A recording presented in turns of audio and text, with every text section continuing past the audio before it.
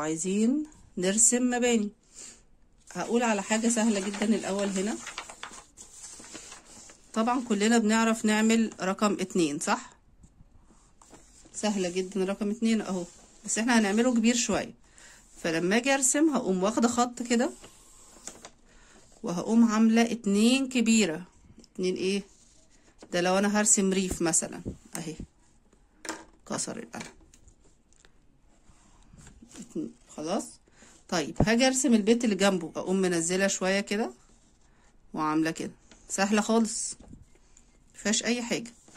طيب البيت اللي بعده اقوم طالعه كده شويه عشان ما يبقاش كله في مستوى واحد. هرسم ريف، هرسم مدينه، وعايزه اخد خط بيوت، هرسم مثلا موضوع عن رمضان، فهنقوم عاملين مثلا دي كده الشبابيك. لو انتوا عايزين شبابيك شكل عادي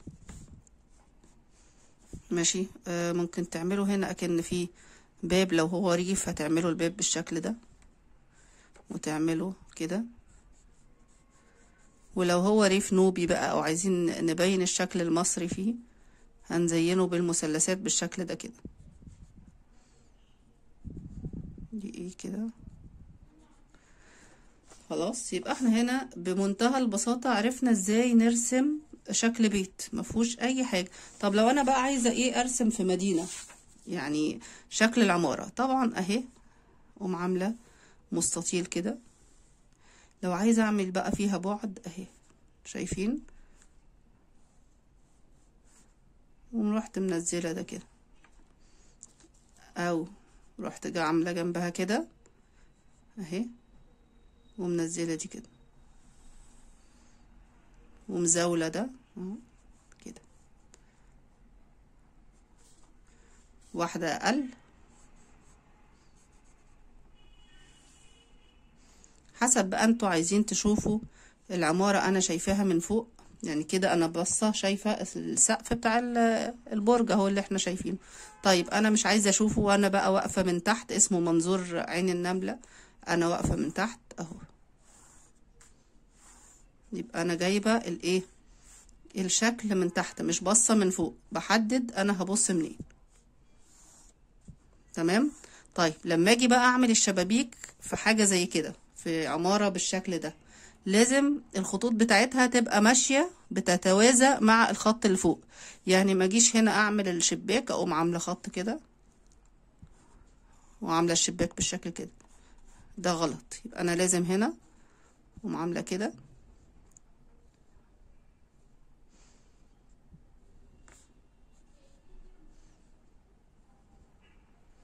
نلاحظ ان الخطوط تتوازى مع الجناب ومع الخط الاساسي اللي فوق.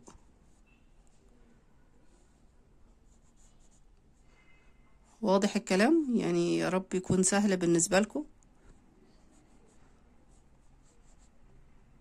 طيب عايزة اعمل بقى شكل الشباك ده تفصيلا اهو. هنيجي هنا ادي الشباك اهو. خلاص، هنعمل ان هو شيش. هقوم عاملة هنا 7 وهنا 7 كده، واوصل السبعتين دول ببعض من النص كده، وهنا من على الحرف يبقى ده مفتوح. اللي الفوق هتمشي كده، ودي هتمشي كده.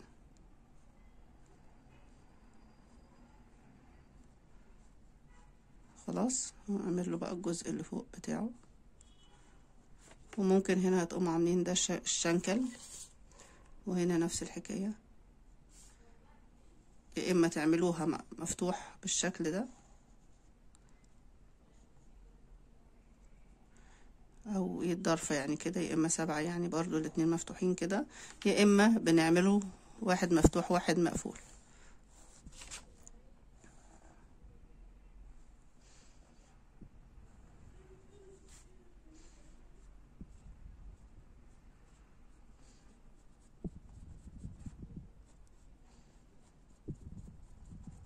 ده التفصيلات بتاعت مثلا المباني، لو انتوا عايزين ترسموا حاجة فيها مباني.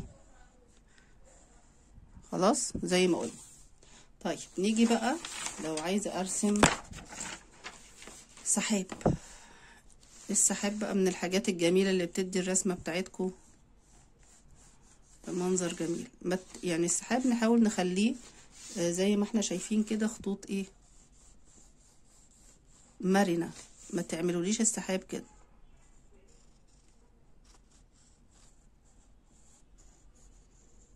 لا، خلي ايديكوا تبقى، طبعا ده بنقول غلط، بنخلي ايدينا ايه مرنة كده وبتتحرك بسلاسة في قلب الصفحة بتاعتنا. خلاص، نرسم بقى العناصر الأساسية اللي بتبقى موجودة. لو أنا عايزة أرسم ناس، ادي هنبسط الأشكال للشكل الايه الهندسي بتاعها. الراس دايرة، الراس ايه دايرة، واعملوا له بقى الشعر بتاعه اهو. خلاص، العين حطوها بقى ايه، يعني مش لازم تعملوا عين حقيقية يعني. والبق اهو، وناخد الرقبة هنا بالراحة كده، اعملوا مستطيل شوية، ادي مستطيل. خلي ايديكم بس خفيفة وانتوا بترسموا دايما. خلاص، وادي بقية الجسم بتاعه.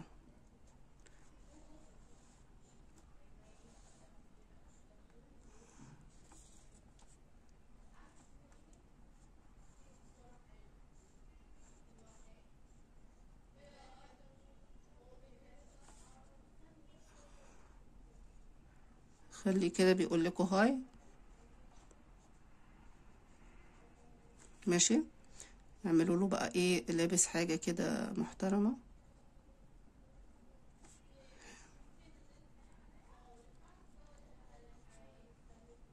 تمام، يبقى ده شكل ايه لو هرسم ولد. طيب لو عايز ارسم الولد باصص يمين او ماشي يمين، فيبقى ادي الشكل الراس بتاعته، وادي الجبهة، واطلع بسنة كده الفم، الدقن، الاذن. خلاص، وادي الكتف بتاعنا، وايده بقى تشوفوا هتعملوا وضع اليد بتاعته ماشي ازاي اهي.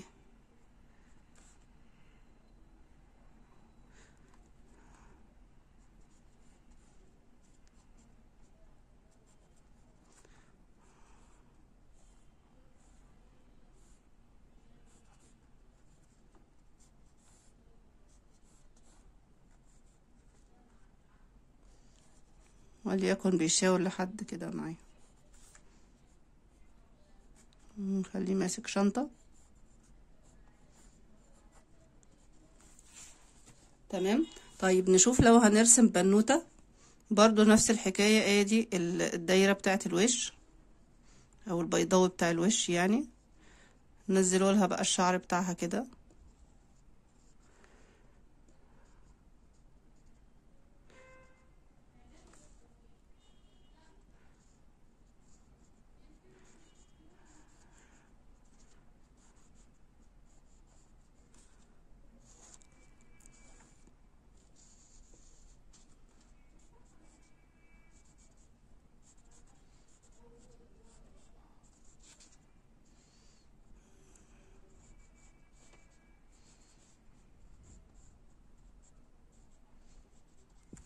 خليها ماسكة كتاب في ايدها.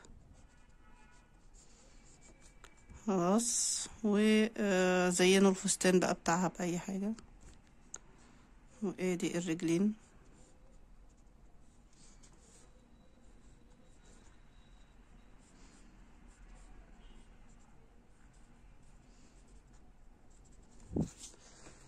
اوكي كده خدنا كام عنصر كده بشري. ممكن مثلا نرسم السيدة اللي بتبقى لابسة خمار اهي.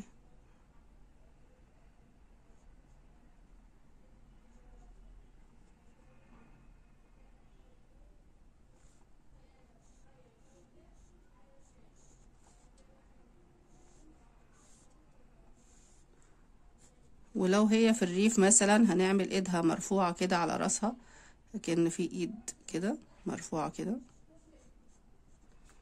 ونحط لها الحاجات اللي بيشيلوها، الأواني الفخارية اللي بيشيلوها على راسهم كده.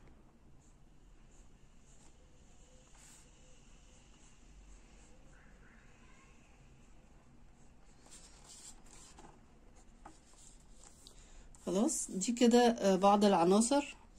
هرسم بقى حاجة في السريع كده علشان لو هترسموا حاجة بحر الفيديو طول معايا، معلش ما كانش قصدي يعني. مش عارفة اقسمه على 2 ولا لأ.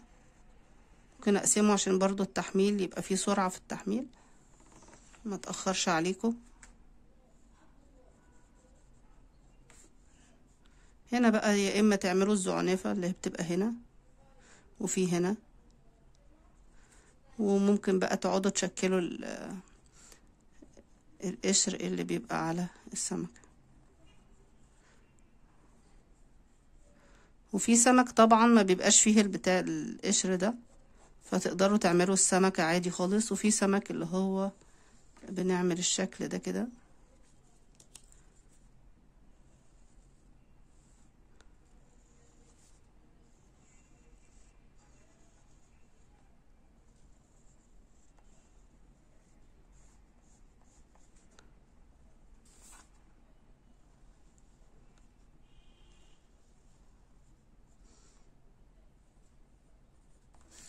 وفي الاوكتوبوس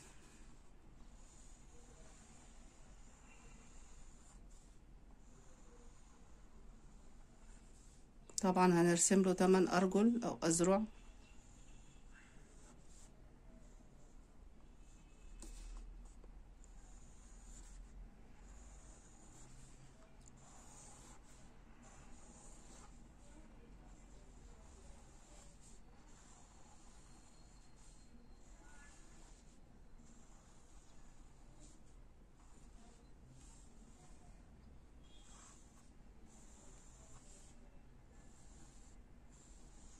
يعني هاتوها من اي شكل، يعني هاتوها من اي حته. خلاص. في ملحوظه بس عايزه اقول عليها، لما تيجوا تجيبوا الوان، هاتوا الوان تكون مضلعه، يعني فيها تضليعه بالشكل ده. دي طبعا الوان فابريكاسل معروفه، بس دي الوان مائيه، شايفين عليها علامه الفرشه. يعني لما بنشتغل عليها بفرشه مبلوله، طبعا فرشه يعني فيها ميه، هتتحول لألوان مائية. اوريكم كده.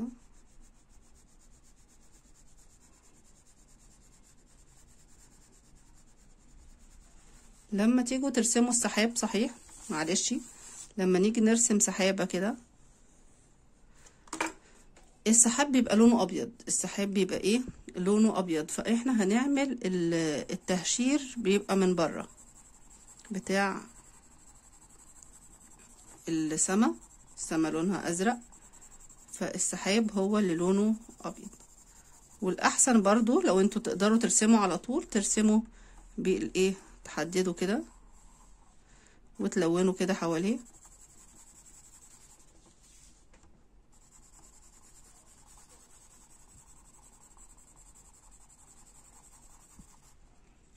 سواء بقى بفرشة دي او بالالوان عادي خالص، هتبقى ايه، اوبا سوري،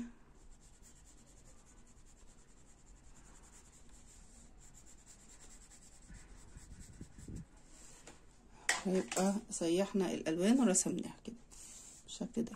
يا رب كده اكون قدرت الملكوا شويه حاجات تنفعكم ان شاء الله في الرسم، وبالتوفيق ان شاء الله. وما تخافوش، وانتوا بتلونوا لونوا حلو، لونوا بنظافه كده، محدش يشخبط، عشان خاطر التصميم بتاعه او الرسم بتاعه يطلع شكله حلو. ما تسيبوش اماكن فاضيه من غير الوان، بنلون الخلفيه وبنلون الاشكال اللي موجوده معانا. اشوفكم ان شاء الله فيديو تاني.